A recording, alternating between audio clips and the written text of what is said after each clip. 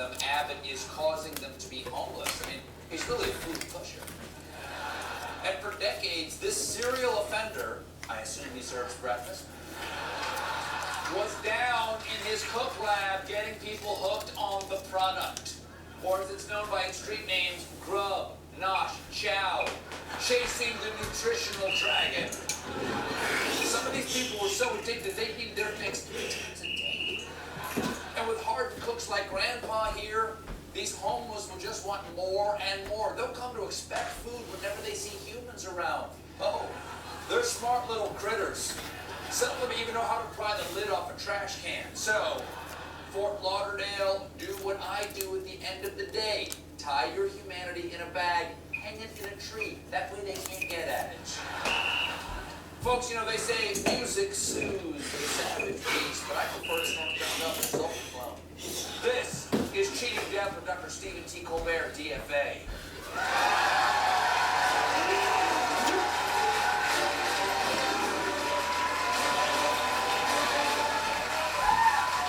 First, folks, a disclaimer. I am not a medical doctor. I have an honorary doctorate in fine arts. So I can't treat your rash, but I can compare it favorably to a Jackson Pollock. As always, Cheating Death is brought to you by Prescott Pharmaceuticals. Prescott, the more pills you take, the more chances you have to win. First up, aging. Old. Folks, nobody wants to get older.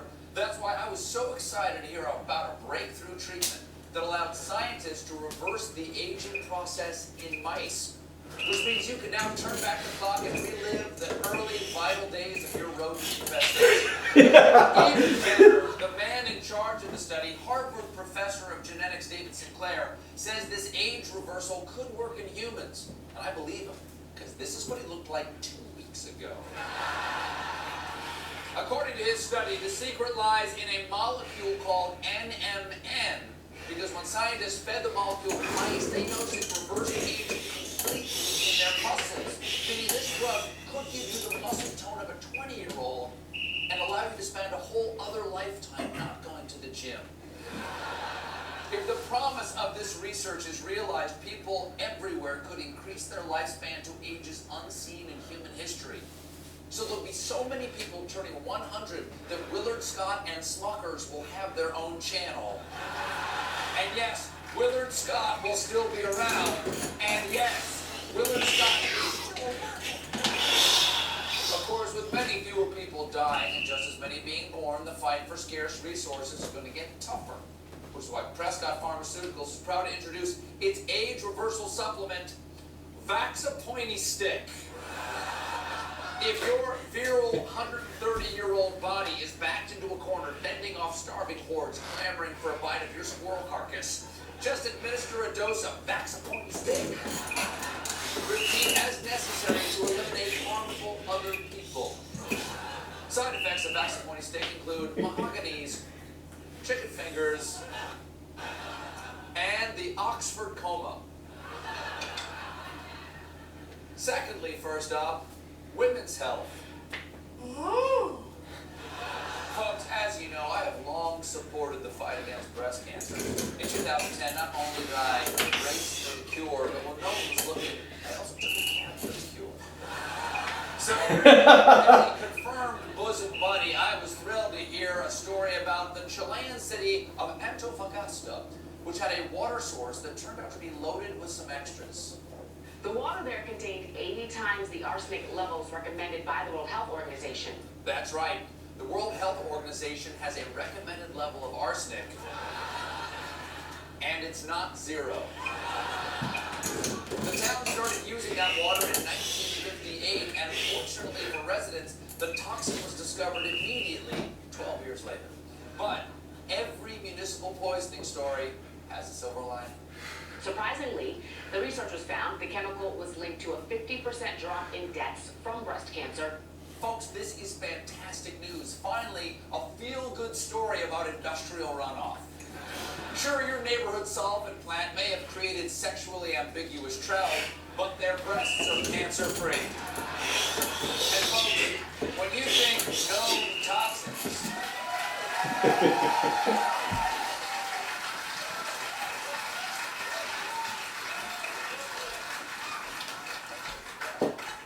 to my head, sure.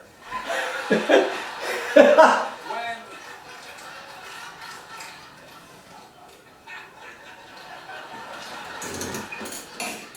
folks, when you think known toxins, you think Prescott Pharmaceuticals, which is why tonight Prescott is proud to introduce Chernobyl Springs. With more than 1 million times the recommended daily allowance of vitamin U235. It'll Marie Curie what is you. It even beat Evian in a blind taste test in that all tasters were rendered blind. But the most important question is, does it cure cancer? We have no idea. But we do know that it causes cancer. So, if in a few years you don't get cancer, congratulations, it cured you. Side effects of Chernobyl Springs include Ukraine in the membrane, atomic fireballs, and bonus ear.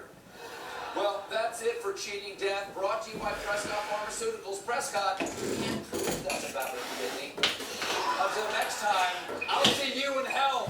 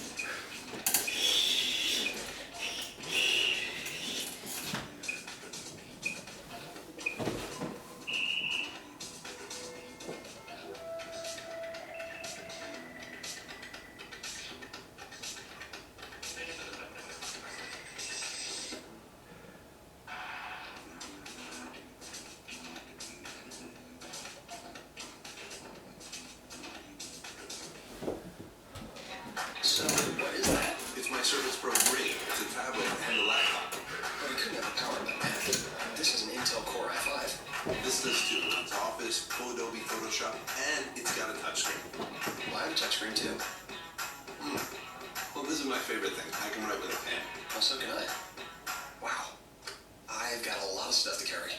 You are more powerful than you think.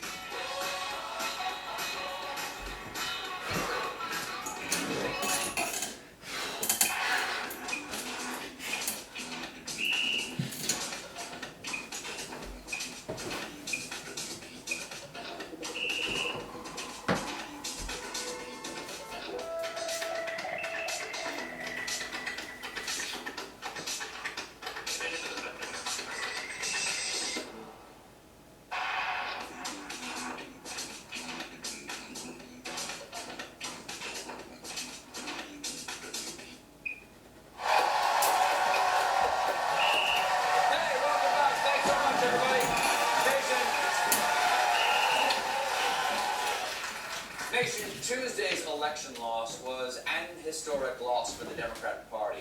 I'd say they got their asses handed to them, but I don't believe in handouts. You gotta earn that ass, Democrats. And thanks to the loss, you don't have to worry about global warming anymore because the Senate sure won't. The Environmental Committee, currently run Liberal Democrat, big global warming believer, Barbara Boxer, replaced by probably James Inhofe, conservative from Oklahoma, who is as much of an opponent or a skeptic about global warming as there is. Yes, the global warming believer is out and the global warming skeptic is in. So finally, the Environmental Committee can focus on an important issue like who's stealing our polar bears? And Senator James Inhofe is not your run-of-the-mill climate change denier. You could say he wrote the book on it because he wrote the book on it. The greatest hoax, how the global warming conspiracy threatens your future. Yeah, ooh, yeah, it is exciting. It's like Harry Potter for people who thought Harry Potter had too much science in it. Of course, not all Republicans. Hello, Mora. Of course, not all Republicans are as bold as Inhofe in the face of overwhelming so-called evidence and actually called evidence. They deployed a brilliant tactic during this last campaign. Case in point, newly elected Texas Land Commissioner George P. Bush, nephew of George W. Bush, grandson of George H.W. Bush, and future father of George _Bush. Listen to George P. or Peabody spit some knowledge. How big a threat is climate change to the Texas coastline? The Texas coastline is impacted by rising sea levels. And again, the question is whether or not that's man-made, and I'll leave that to the scientists. But you don't doubt that human activity contributes to climate change? Well, we'll see in terms of the science, in terms of there's a wide range that has been discussed. And again, I'm not a scientist by any stretch, but everywhere from no impact at all to 100%. Yeah, he's no scientist. He's no scientist. In fact, I'm impressed he was able to narrow it down to from 0 to 100%. How impressed am I? Somewhere between 0 and 100%.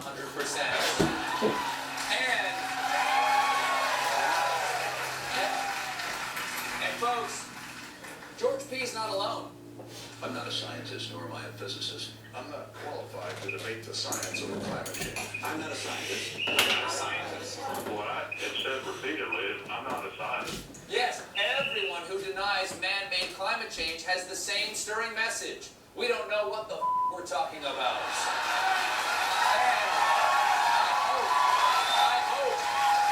I hope that these conservative leaders can inspire all the children out there watching to think to themselves, hey, maybe someday I could grow up to be not a scientist.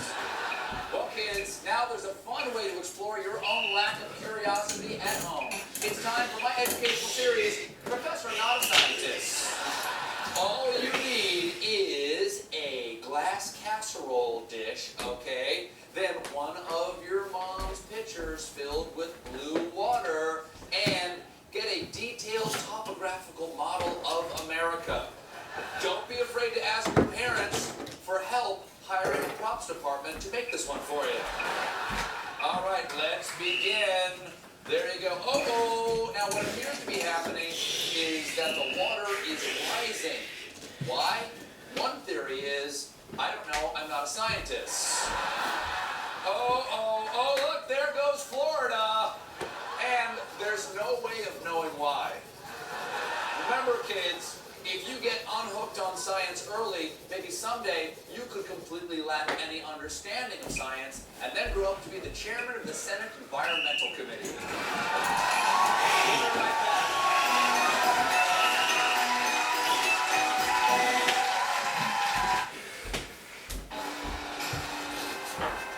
One family with one passion, to make a superior rum.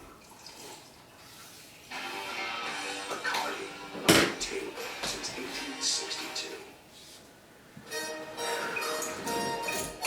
We all know someone this year who's done something special.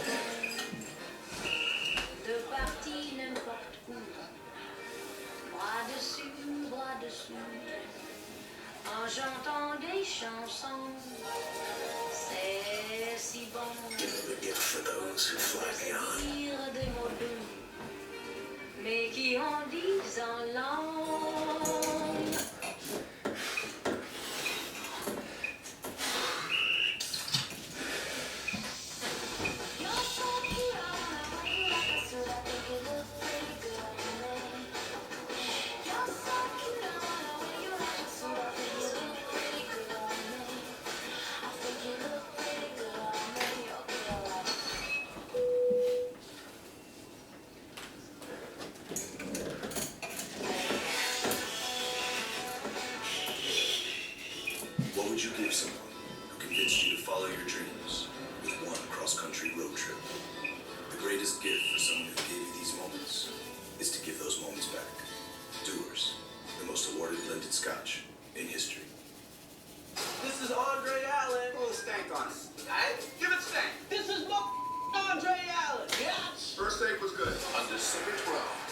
America's biggest star. Replaces toughest crowd. This family.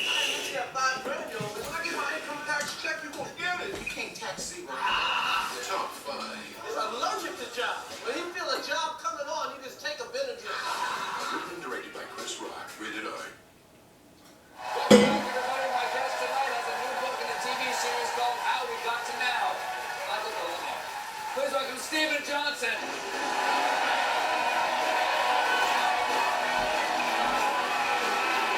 Hey, Stephen, good to see you. How are you? Thanks for coming back. Third time here, 3 times the charm. Great to be here. Thanks for loosening your tie. You look cat. I know, we're a tie, you know. Thank you very much. Match on match. Well, sir, you're the author of 8 best-selling books, including Everything Bad is Good for You and Where Good Ideas Come From. Your latest is How We Got to Now, 6 Innovations That Made the Modern World. That is correct. Is America one of the innovations? They're the greatest innovation that mankind ever got. There are a number of Americans in the book, so if that's enough to satisfy you. Okay, what are the 6 innovations? Well, let's do it. Let's BuzzFeed That's this. really the Okay, yeah. All right. Well, one of them is a glass of clean drinking water in a large metropolitan city. That is an extraordinary breakthrough. Which is the innovation? The glass or the water? The water, the fact that you can drink a glass of water from a tap and not worry about dying of typhoid, 3 days later, that's Right, amazing. right. You can, but of course you're going to drink Mountain Dew. Okay, so water. Yeah, artificial light. There we go. The ability to record the sound and transmit the sound. We're doing that voice. too. A simple material glass, which was arguably the single most important material Glass. of the last 1,000 years. All right, lenses, the glass lenses on his Exactly. Take cameras. those away. And last. And then there is clocks and time, without accurate measurement of time, and cold technologies of refrigeration and air conditioning. So clocks, we're on a certain time right now, Yeah. and refrigeration, I'm super cool. Okay, so Yeah. cover all of them. What do you mean refrigeration? Look, Well, the refrigerators actually have a lot of those things too. They Yeah. refrigerate, there's light inside, glass shelves, we get water out of the door, refrigerator is could the break the encapsulation equation of in all this that's book. It's good about fantastic. invention. You brought it all together. I really So like wait, so how did we get to now? Like, how did we get refrigeration? That's actually, I've always had it. So refrigeration, that story begins with an easy guy named Frederick Tudor, who in the early 1800s had this idea that he could take large blocks of ice from frozen New England lakes and ship them all the way to Rio and Bombay and the Caribbean and sell what was effectively free in New England, sell it to these people in hot places of the world. If you were growing up in the Caribbean in 1800, you would have never experienced ice in any form. And he actually managed to do this, but Then how did they make those delicious daiquiris? exactly, they had no idea. They were missing this key part of their Before then, their daiquiris were hot. There we go. It was steaming hot daiquiri. It was delightful. And the pool scene was really disappointing. You're there, it's like, oh, this is so hot. No one's going to Santa's. But here's the thing. This is what happens. He actually manages to get these blocks of ice there, and which is amazing that he actually got it without it melting. But when it arrived, people were like, what am I going to do with that? Like, I've been living here for 500 years. I've never had any issue needing ice, and so no one wanted to buy it. And he had to actually convince the locals that ice cream was a nice thing, and having a daiquiri by the pool was a nice thing. And eventually, he made hundreds of millions of dollars shipping blocks of ice around the world. But that's not air conditioning. Yeah, so that is true. That is true. I don't mean to blow the doors off your book, but Wait, so how did you what? look, I'm not a scientist, so I don't really understand. Okay. Now here's the thing. I love books like this. I love TV shows like that. I love watching this stuff. I don't want to use any of this information in policy making. This is a very popular show on PBS. This is a very popular book. How come politicians don't want to use the science? Why do they run away from it when they get to office? Well, I think because sometimes the science asks that we alter our behavior in some way. I mean, one of the things that AC, once it was introduced, is that all these people migrated. It actually triggered the largest migration of human beings in the history of the United States, where they moved to the Sun Belt, and they moved to Florida, and they moved to these desert states where maybe that many people shouldn't actually be living.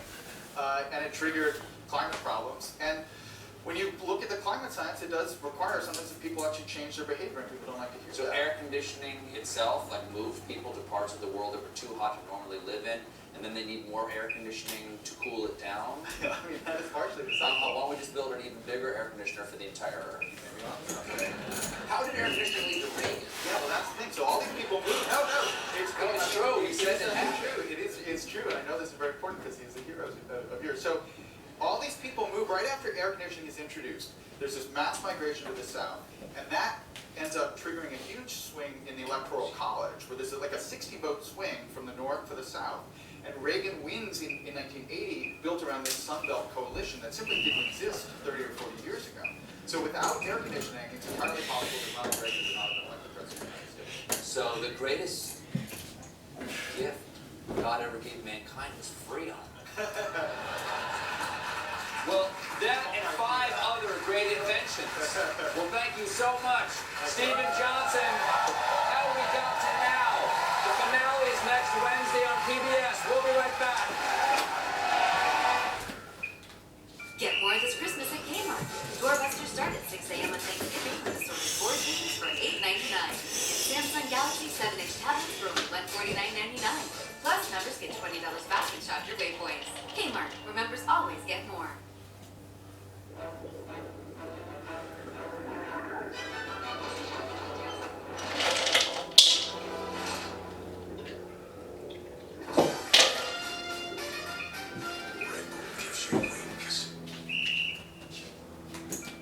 Get more this Black Friday at Kmart. Doorbuster deals start at 6 a.m. Get up to 90% off engagement rings. Plus this 32-inch RCA TV for $179.99. And members get $40 back in points. Kmart, members always get more. 15 minutes could save you 15% or more on car insurance. Everybody knows that. Did you know there is an oldest trick in the book? Trick number 1. Look us over there. Aha! Made us now look. Geico.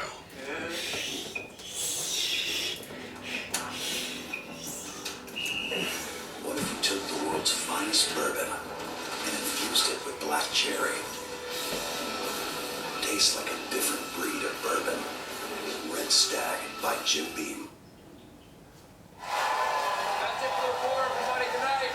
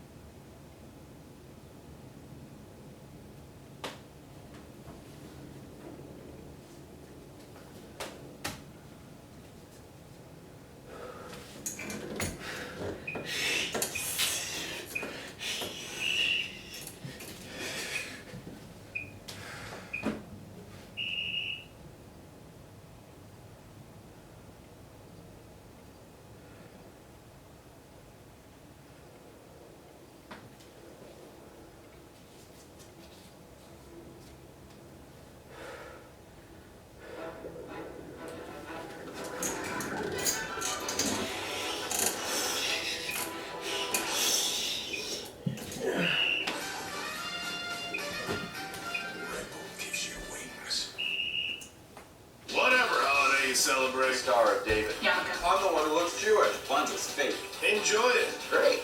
Merry Christmas, and may the mistletoe be kind to you. County Central's All-Star Non-Denominational Christmas Special. Thanksgiving weekend, Thursday through Sunday at 10.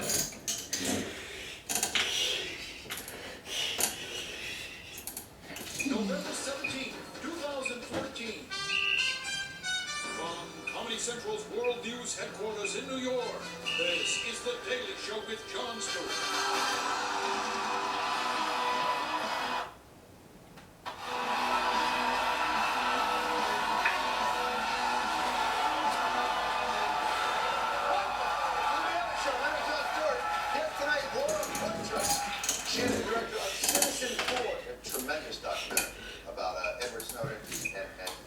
KKK.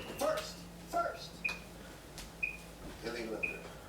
Years of inconsistent policy enforcement. The fact that everybody want to get with us.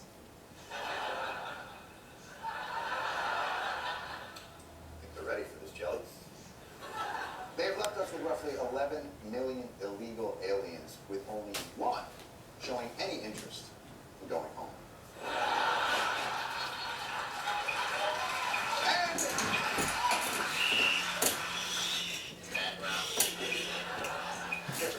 Different finger. I'll never forget how on February 14th, 2013, I logged on to Google Hangout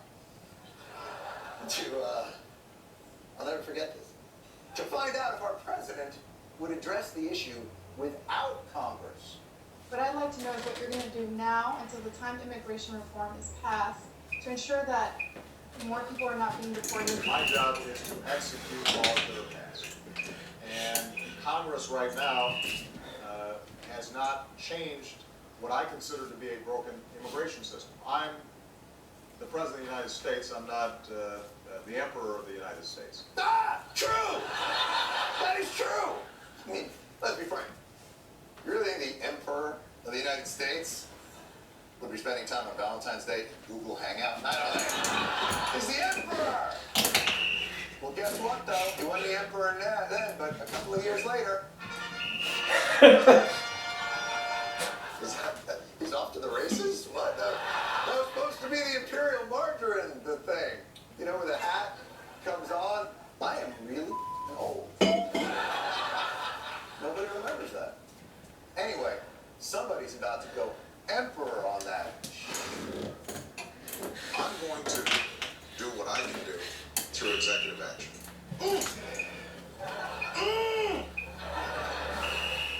Basically, all it took was one bad midterm election to make Obama go from this. I'm not the Emperor of the United States. To this. Good to be the king.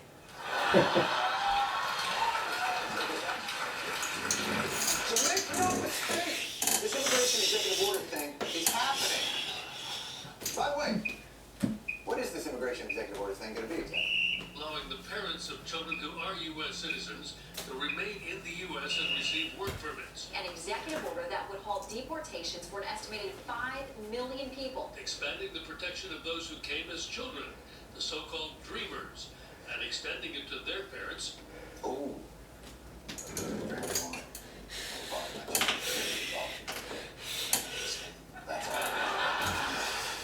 Oh, good. Legislation was passed so I can spend more time with Bob.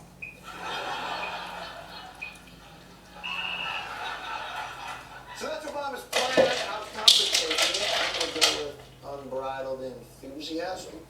We're going to fight the president tooth and nail. This is the wrong way to govern. Can you go back to your note cards?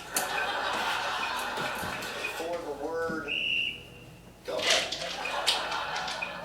This is not how we...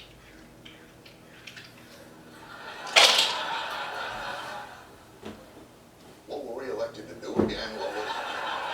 Oh, yeah. Govern. You can't space out on your primary function. It'd be like the Incredible Hulk going, Hulk! Smash! Sorry. Hulk smash! Sorry. Hulk blank. Hulk, sorry. All right, so anyway, that's the wrong way to govern. What's the right way, as Republicans would like to govern? Some Republicans have suggested they may block spending proposals in protest, sparking fears of yet another government shutdown. Impeachment would be a consideration. See, you don't have to do the executive order. You govern through shutdowns and impeachment. But we're going to do that. How do you conduct impeachment hearings when you've shut down the government? Newspaper spin.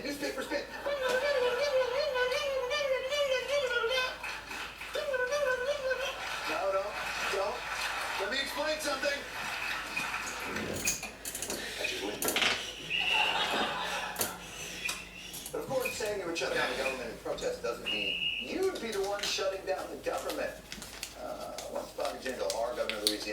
make weird magic.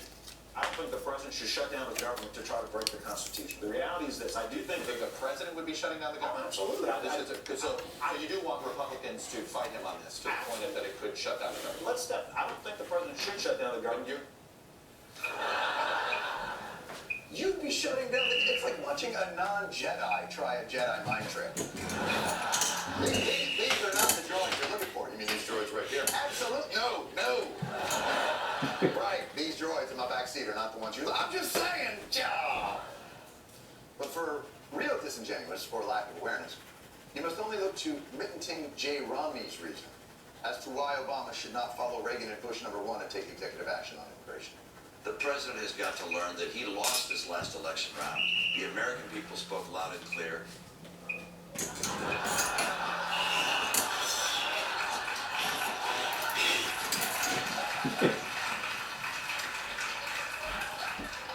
Methinks the president's not the only one with a hearing and learning problem.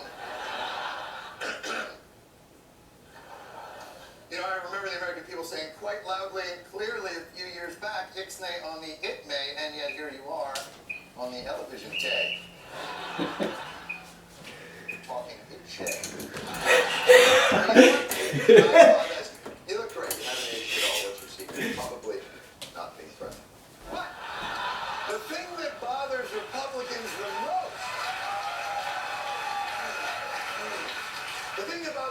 the most, isn't what Obama's executive action would mean for immigration policy or the balance of power margin. It's what Obama is doing to our Constitution.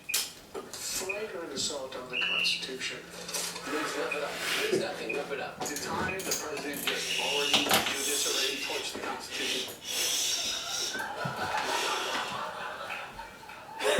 Who's into a little Constitution torture porn? Of course, it's not surprising that Republicans are screaming about Obama destroying the Constitution through his executive action.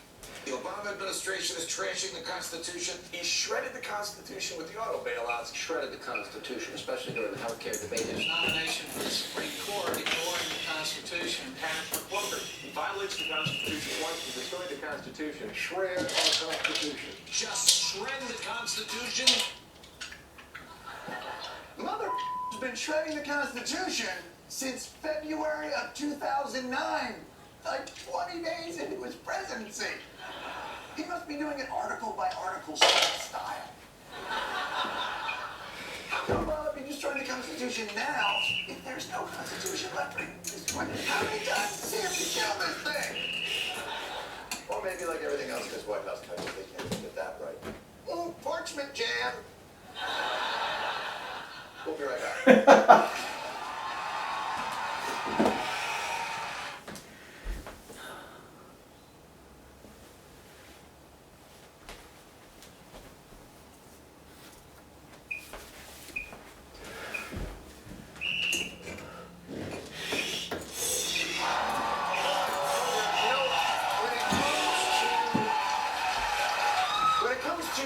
When it comes to laying siege to a city, well, I have our favorite methods. You may be a starving out guy, I'm a catapult guy.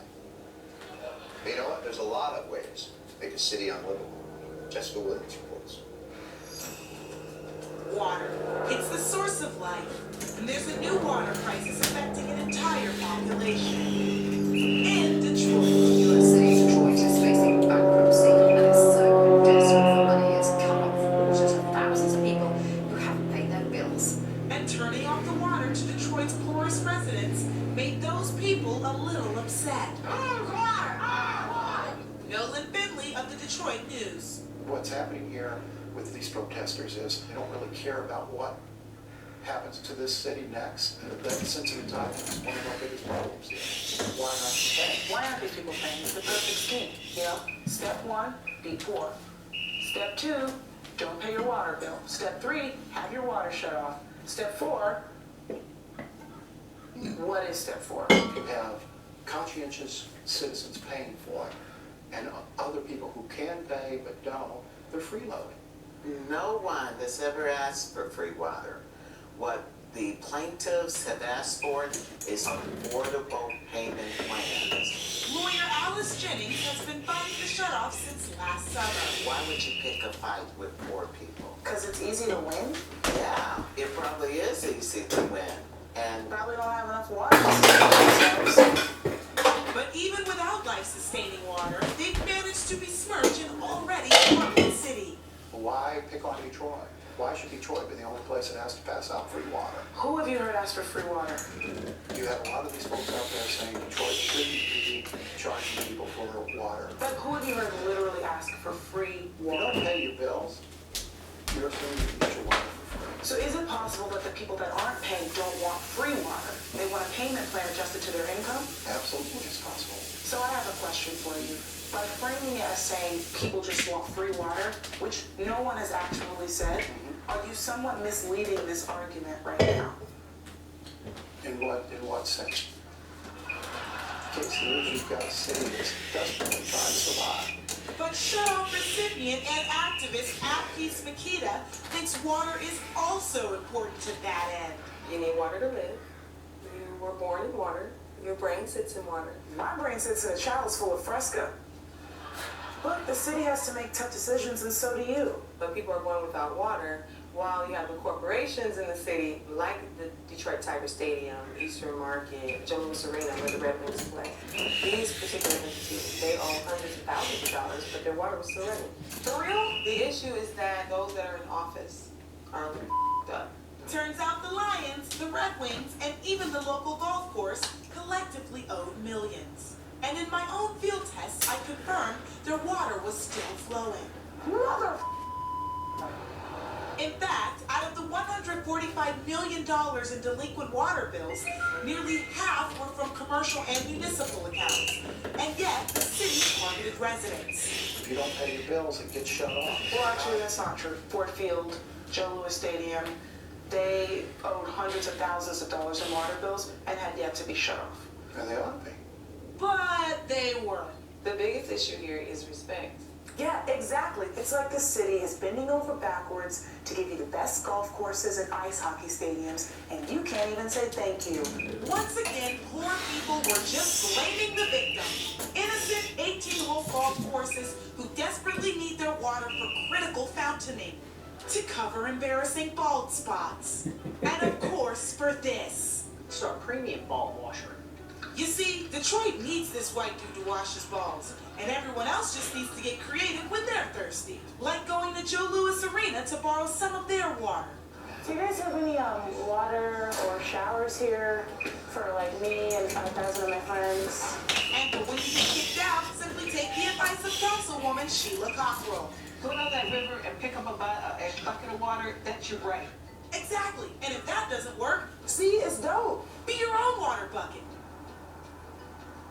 What if it's not raining? Then you could put some beer in those cups, baby. Up top, ready to party. Yeah, it's all right. Doing it to myself, dancing by myself. In the end, we must cherish one rule for a functional city. Well, I mean, there's nothing's free. Except water for football stadiums, ice hockey rinks, and golf courses. Jessica Lloyd.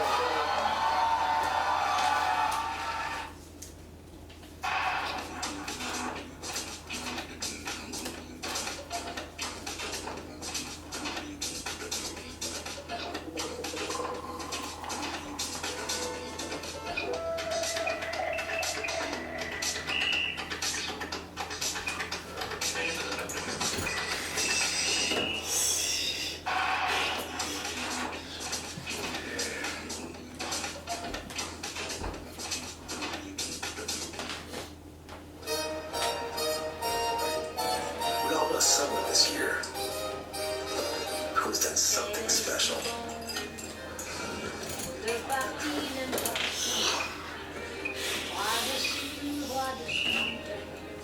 En chantant des chansons, c'est si bon. Giving the gift for those who fly beyond. Dire des mots doux, mais qui en disent en langue. One family with one passion to make a superior rum. Bacardi, untamable since 1862.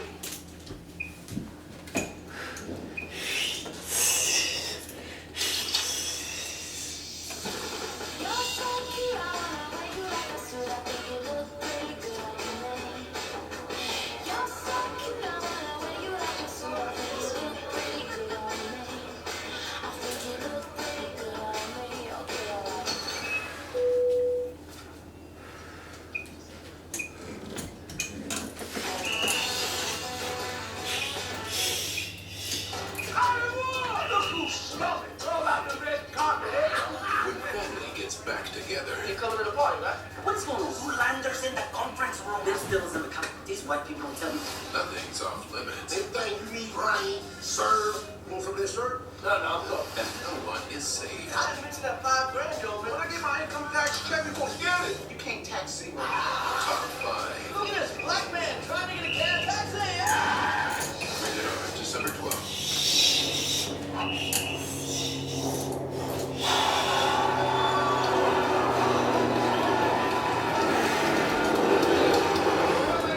The documentary filmmaker, the latest film is called Citizen 4.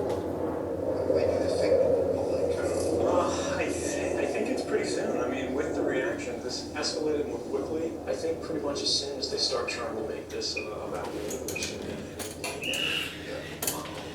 I'll come out and just say, hey, you know, this is not a question of somebody skulking around in the shadows. These are public issues. These are not my issues. You know, these are everybody's issues, and I'm not afraid of you. You know, you're not going to bully me into silence like you've done to everybody else. And if nobody else is going to do it, I will. And hopefully when I'm gone, whatever you do to me, there will be somebody else who will do the same thing. It'll be the sort of internet principle of the Hydra. You know, you can stomp one person, but there's going to be 7 more of us. Please welcome Laura Poitras.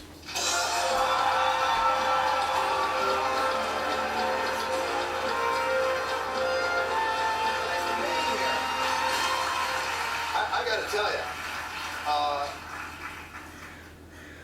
first of all, it's an incredible documentary. It's suspenseful, revealing, I mean, everything that you love to see in a documentary. But explain how you got access to Edward Snowden and how you put this all together in a hotel room in Hong Kong before this had ever become public. I'm glad you liked the movie, and on a personal level, it was very suspenseful because I started receiving strange, mysterious, unrelated emails in January 2013. Sure, I get those. But yeah, I know. And yeah, saying kind of really, bizarre things, like saying that I'd chosen myself, and that, that I was watched every time I crossed the border.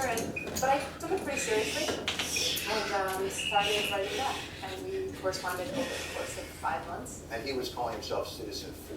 That's right. Yeah, he was using an anonymous email account. Of course, I used an anonymous email account. We did all kinds of kind of crazy things to keep the communication secure. Right. And then it ended up that Glenn Greenwald and I traveled to Hong Kong and met. Now this is, at this point, he knew that the interview that he did with Glenn was going to become public. He wasn't going to become public, but the issue.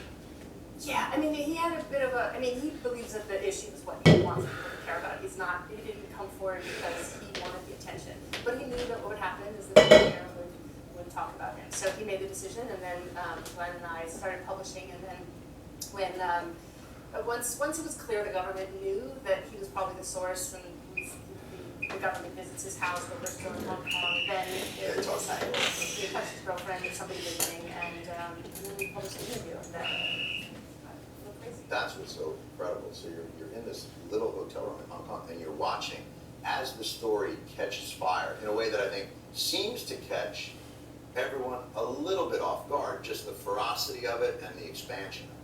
Yeah, Glenn and I think we didn't expect that there would be the amount of attention there was on it. And from the very first story that Glenn did on the Verizon, which shows that the NSA is collecting all of our phone records in the United States. Right. And this is a story, it went everywhere. And so it was a little bit like being in a time capsule in this hotel room, and then we left. It's fascinating to watch him because knowing nothing about him, you always sort of had a sense that this is sort of a narcissistic guy that's a little bit of, self-promoting. Doesn't seem that way at all. He seems really conflicted about the whole thing. Yeah. He seems to not realize that it's going to take off at that same level, but he knows it's going to be something. Like, it paints a very complex, but much more sympathetic portrait of a guy. I think everyone had the sense that he's a mastermind. He seems much less that. No, he's really somebody who he felt that he was seeing things that the public should know about, and he was not interested in the attention. When I asked him to film with him, his first response was, "No, I'm not the story." He says that consistently, but I convinced him a movie about him, so I guess he's the story now. I don't recommend doing that. Yeah, I know, making movies I think what's almost heartbreaking about this, so now all this information comes out. We know it all. Government lies about it, they testify about it, collaborators. We're not talking, what are you talking about? That's right, has to go back to the and say, okay. But in a weird way, it just sort of makes sense. So now we know we're all yet his life is impacted in a way that is devastating. Yeah, but who the risks? I mean, he went in. I think he's ready to accept any risks and feeling that this was about that. Is it hard for him? I mean, he's in Russia, and you're under an authoritarian regime that is far more suppressing of information than anything we do. Does that seem like a cruel irony to him? I mean, it's not where he ever intended to be. He was transiting through. He was trying to leave Hong Kong to get to Latin America, and his passport was revoked, and that's how he ended up there. It's I mean, his intention was to meet with journalists and to make information that he felt was in the public interest. Was he naive, do you think? I mean, I think he was naive in the sense that he felt that so we live in a country that has a constitution, and that he felt that It's been shredded. I'm sorry. Shredded a bunch of different times. Oh yeah, the whole thing's gone now. It's gone. Yeah. So he a bit sort of still believes in the Constitution. He He believes seems that very idealistic. he's very idealistic, and he believes that the Fourth Amendment is still the law, and that our privacy it matters, and so yeah, he's idealistic. I want to go, so can you stick around for a little bit? We'll come back. I just want to talk about how he made the decision to do it in the manner that he did, as opposed to sort of, because we've seen, there's been some whistleblower cases like the Drake case where governments threaten them with a tremendous amount of, put a lot of heat on him. And is that why he chose to go the route that he went? But we'll get into that in a little bit. Citizen 4, it's in the theaters now, man. Fascinating. Laura Bush is going to be right back.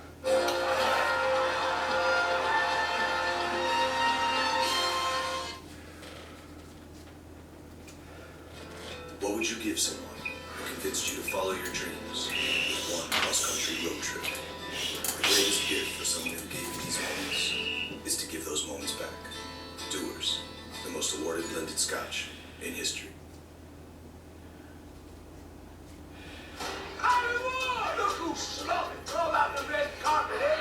When family gets back together, You're coming to the party, right? What's going on? Zoolander's in the conference room. There's bills in the country. These white people don't tell me.